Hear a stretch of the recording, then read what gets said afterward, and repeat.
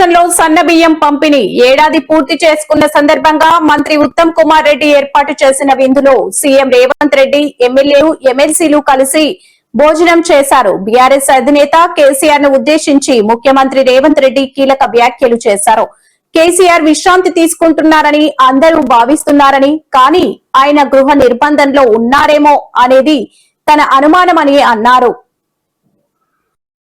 పౌర సరఫరాల శాఖ మంత్రి ఉత్తమ్ కుమార్ రెడ్డి ఆధ్వర్యంలో మంత్రులు ఎమ్మెల్యేల ఎమ్మెల్సీలకు సన్న బియ్యంతో ప్రత్యేక భోజనం ఏర్పాటు చేశారు. పేద ప్రజలకు నాణ్యమైన ఆహారం అందించాలనే లక్ష్యంతో సీఎం రేవంత్ రెడ్డి ప్రభుత్వం ప్రారంభించిన సన్న బియ్యం పంపిణీ విజయవంతంగా ఏడాది పూర్తి చేసుకుంది. ఈ సందర్భాన్ని పురస్కరించుకుని రేషన్ షాపుల ద్వారా సామాన్యులకు అందుతున్న అదే నాణ్యమైన బియ్యంతో వండిన పదార్థాలను ప్రజా ప్రతినిధులందరికీ వడ్డించారు.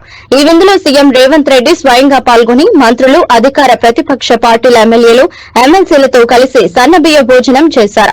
నియోజకవర్గాల పునర్విభజనపై బీజేపీ నేత కె లక్ష్మణ్ చేసిన వ్యాఖ్యలపై రేవంత్ రెడ్డి తీవ్రంగా మండిపడ్డారు. అవి అవగాహన లేని వ్యాఖ్యలని, లక్ష్మణ్ ఎలా డాక్టర్ అయ్యారో అర్థం కావటం లేదని ఘాటుగా విమర్శించారు.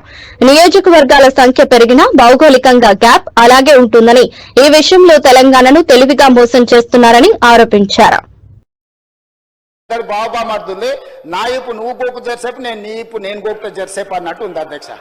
వాళ్ళ ఇప్పులు వాళ్ళు గోక్కొని బాబామర్దులు ఒకరిపు గోక్కొని వాళ్ళిద్దరు సమ్మగా ఉందని అనుకుంటారు.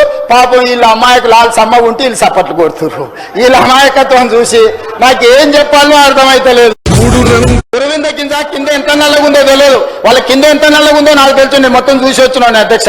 ఇక నేను ఎక్కువ చెప్తే బాగుండదు, చిట్టా చెప్తే అసలు బాగుండదు.